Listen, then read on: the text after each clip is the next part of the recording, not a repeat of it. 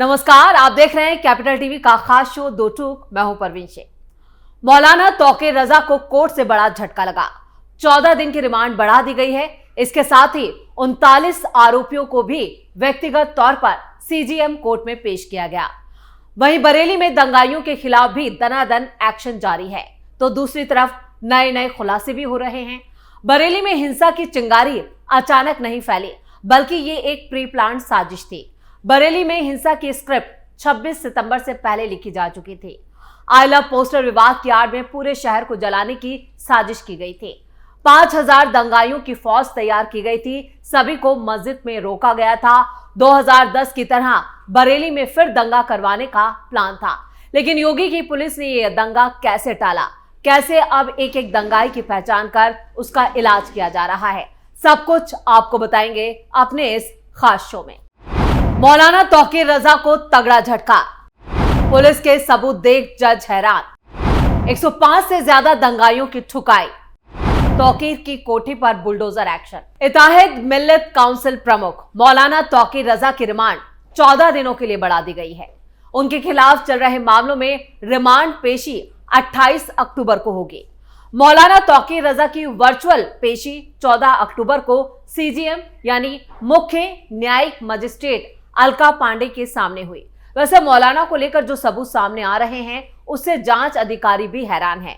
इन्हीं सबूतों के आधार पर मौलाना लंबे वक्त तक जेल में रहने वाले हैं। साल 1982 से लेकर अब तक करीब 20 मुकदमे मौलाना पर दर्ज हैं। 26 सितंबर बरेली बवाल के बाद उनके खिलाफ बरेली के ही 5 थानों में 7 नए मुकदमे दर्ज किए गए थे।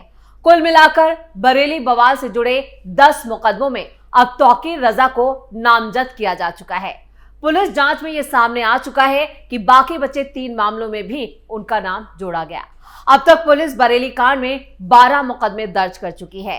एसपीओ लवलेश सिंह के मुताबिक मौलाना तौकीर रजा की वर्चुअल पेशी सीजीएम अलका पांडे के सामने हुई। साथ ही 39 लोग व्यक्तिगत तौर पर पेश किए गए। एसपीओ ने मुख्य न्यायिक मजिस्ट्रेट के सामने पुलिस ने अपना पक्ष भी रखा। 14 दिन के न्यायिक रिमांड पर मौलाना को जेल में अब रखा जाएगा। अगली सुनवाई 28 अक्टूबर को होगी। मौलाना फतेहगढ़ सेंट्रल जेल से वर्चुअल कोर्ट से जुड़े। उन पर बरेली में बवाल भड़काने का आरोप है। पुलिस ने उन्हें बरेली बवाल का मुख्य आरोपी भी बताया। कोर्ट ने तौकीर की 14 दिन की न्यायिक हिरासत और बढ़ाने की मांग की, जिसे अदालत ने मंजूर कर लिया। अब 28 अक्टूबर को अगली सुनवाई पर कोर्ट ने पेशी के आदेश दिए हैं। उधर सीजीएम कोर्ट में तौकीर के करीबी नदीम, डॉक्टर नफीस का बेटा फरहान और अनीस सकलैनी समेत 39 लोगों को भी पुलिस ने पेश किया। ये सभी के सब मौलाना तौकीर रजा के मददगार हैं। वो भी 28 अक्टूबर को दोबारा कोर्ट में पेश किए जाएंगे। तौकीर रजा को 26 सितंबर को हुए बवाल के बाद ही गिरफ्तार कर पहले बरेली जिला जेल भेजा गया और सुरक्षा कारणों के बाद उन्हें फतेहगढ़ सेंट्रल जेल में शिफ्ट कर दिया गया था। पुलिस अब तौकीर रजा के संगठन इत्तेहाद मिल्लत काउंसिल के 10 से ज्यादा नेताओं और कार्यकर्ताओं को गिरफ्तार कर जेल भेज चुकी है और बरेली बवाल से जुड़े मामले में कुल 105 दंगाइयों की गिरफ्तारी हो चुकी है। तौकीर के घर से पेट्रोल बम और हथियार बरामद। बरेली में 26 सितंबर को आई लव मोहम्मद कैंपेन के नाम पर हुई हिंसा एक सोची समझी साजिश थी। पुलिस एफआईआर में इसका खुलासा भी कर दिया गया है कि आईएमसी प्रमुख मौलाना तौकीर रजा खान आरोपी नंबर 1 है। उन्होंने प्रदर्शनकारियों को निर्देश दिए थे कि आज शहर का माहौल बिगाड़ना है, चाहे इसमें पुलिस वालों की हत्या ही क्यों ना करनी पड़े, और मुस्लिमों को अपनी ताकत दिखानी है। पुलिस ने तौकीर रजा समेत 105 से ज्यादा दंगाइयों को गिरफ्तार किया है, जबकि 10 एफआईआर में 3000 से ज्यादा लोग शामिल हैं। हिंसा में 10 पुलिसकर्मी भी घायल हैं और पुलिस ने अवैध हथियार बरामद किए हैं। जुमे की नमाज के बाद आला हजरत दरगाह और तौकीर रजा के घर के बाहर सैकड़ों प्रदर्शनकारी जुट गए। सभी आई लव मोहम्मद के पोस्टर लेकर मार्च निकालने की कोशिश में थे, लेकिन प्रशासन ने इसकी इजाजत नहीं दी। प्रदर्शन रद्द कर दिया गया। भीड़ में से कुछ ने गुस्ताखे नबी की एक ही सजा, सर तन से जुदा जैसे नारे लगाए, जिससे माहौल और भी ज्यादा तनावपूर्ण हो गया। भीड़ ने तौकीर रजा के बयान का हवाला देते हुए नारेबाजी और तेज कर दी, जिसमें यह भी कहा गया कि मौलाना तौकीर रजा ने खुद कहा था, आज शहर का माहौल बिगाड़ना है, चाहे इसमें पुलिस वालों की भी हत्या करनी पड़े और मुसलमानों को अपनी ताकत दिखानी है। उनका ये बयान साफ साफ बताता है कि किस तरह से मौलाना ने इस पूरी साजिश को रचा, यानी पूरा प्लान तैयार किया। बताया यह भी जा रहा है कि दंगाइयों को बाहर से लाके एक हफ्ते पहले ही मस्जिद में ठहराया गया था और इस बयान के बाद ही विरोधी नारे लगाते हुए जो भीड़ थी वो और ज्यादा उग्र हो गई और कोतवाली क्षेत्र यानी आलमगीरपुर और सिविल लाइंस, बड़ा बाजार, बनस मंडी में दुकानें बंद कर दी गई। गाड़ियों पर पथराव किया गया और इस मामले में पुलिस की एफआईआर की माने तो प्रदर्शन में अपराधियों को पहले से बुलाया गया था। आईएमसी प्रमुख तौकीर रजा, उनके सहयोगी नदीम और दूसरे पदाधिकारियों ने साजिश रचकर हिंसा को अंजाम दिया। भीड़ ने पुलिस पर अवैध हथियारों से फायरिंग की, तमंचे इस्तेमाल किए गए जिसमें जान से मारने का इरादा साफ था। सिपाहियों के डंडे छीने गए, वर्दी के बैच जो थे उन्हें नोचा गया, कांच की बोतलों में भरे पेट्रोल बम फेंके गए जिससे कई पुलिसकर्मी मौके पर झुलस गए। यही नहीं, धारदार हथियारों से भी हमला किया गया जिसमें 10 से ज्यादा पुलिस वाले थे वो गंभीर रूप से घायल हुए। हिंसा के बाद पुलिस ने सर्च ऑपरेशन चलाया जिसमें पुलिस को मौके से बड़े पैमाने पर अवैध हथियार बरामद हुए जिनका इस्तेमाल पुलिस पर हमले के लिए किया गया था। डीआईजी अजय कुमार साहनी ने इसे पहले से यानी कि पूर्व नियोजित साजिश करार दिया जो पश्चिमी यूपी में शांति भंग करने और राज्य की विकास योजनाओं को पटरी से उतारने का प्रयास था। मौलाना तौकीर के घर वसूली के नोटिस चस्पा।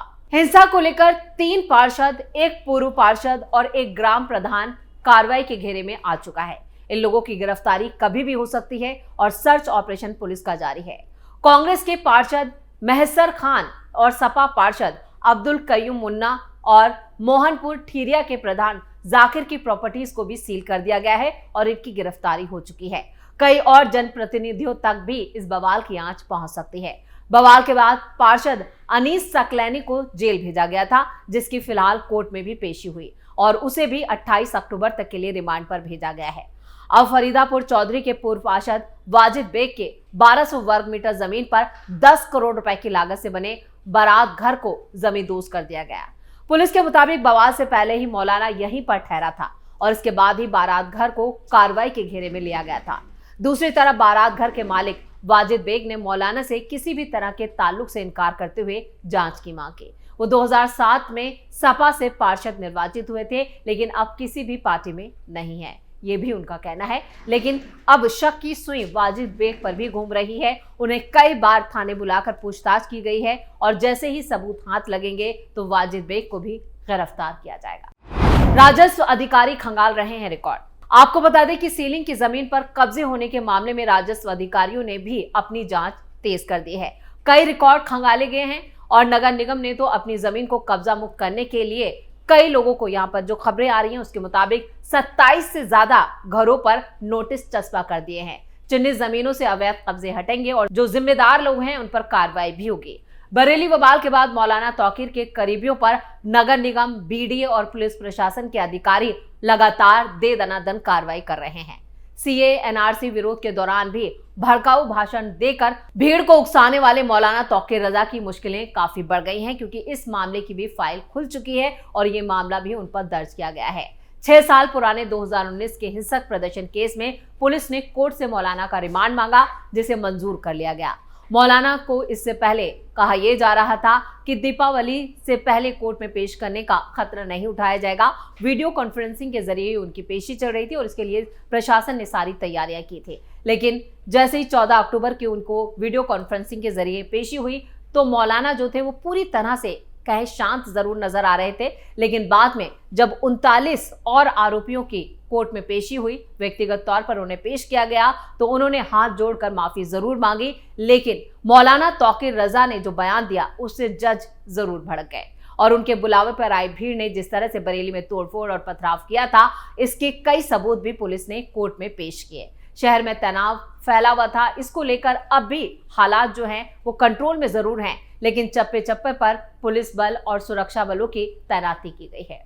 नफरत फैलाने वाले भाषणों के आरोपी मौलाना तौकीर फिलहाल फतेहगढ़ जेल में ही बंद है। पुलिस का कहना है कि दीपावली से पहले बरेली में माहौल ना बिगड़े इसलिए भी ये वीडियो कॉन्फ्रेंसिंग के जरिए ही उनकी पेशी कराई गई। प्रशासन इस केस को लेकर बेहद संवेदनशील है क्योंकि मौलाना के समर्थक कई बार शहर में तनाव फैला चुके हैं। बरेली बवाल में एक दिन पहले ही आईएमसी के लेटर पैड पर भी फर्जी हस्ताक्षर करके अफवाह फैलाने के आरोप में डॉक्टर नफीस खान और नदीम खान को भी पुलिस ने रिमांड पर लिया। पुलिस अब जांच करेगी कि इन दोनों ने लियाकत खान के फर्जी हस्ताक्षर भी क्यों किए और इनके पीछे इनका मकसद क्या था। ये मामला बरेली के हालिया बवाल से जुड़ा हुआ भी माना जा रहा है। पुलिस का कहना है कि तौकीर रजा के खिलाफ संभल, मुरादाबाद और बरेली में दर्ज मुकदमे अब जांच उन पर भी तेज कर दी गई है। यानी पुलिस प्रशासन का साफ संदेश है कि कानून से ऊपर कोई नहीं है, चाहे वो कोई धर्मगुरु ही क्यों ना हो। अब 28 अक्टूबर को जब मौलाना तौकीर रजा की दोबारा कोर्ट में पेशी होगी, तब देखना यह होगा कि पुलिस और कितने अहम सबूत यहां पर कोर्ट में पेश करती है। लेकिन फिलहाल मौलाना के जेल से निकलने का कोई रास्ता दूर दूर तक नजर नहीं आ रहा है और उनके समर्थकों को ये बात भी समझ आ गई है। आपको बता दें कि उनकी कोठी पर भी एक नोटिस चस्पा किया गया है, यानी मौलाना की कोठी पर बुलडोजर चलना तय माना जा रहा है। इस खास शो में इतना ही। वीडियो कैसा लगा कमेंट करके अपनी राय जरूर दें। वीडियो को लाइक करें, शेयर करें और कैपिटल टीवी को सब्सक्राइब जरूर करें। धन्यवाद।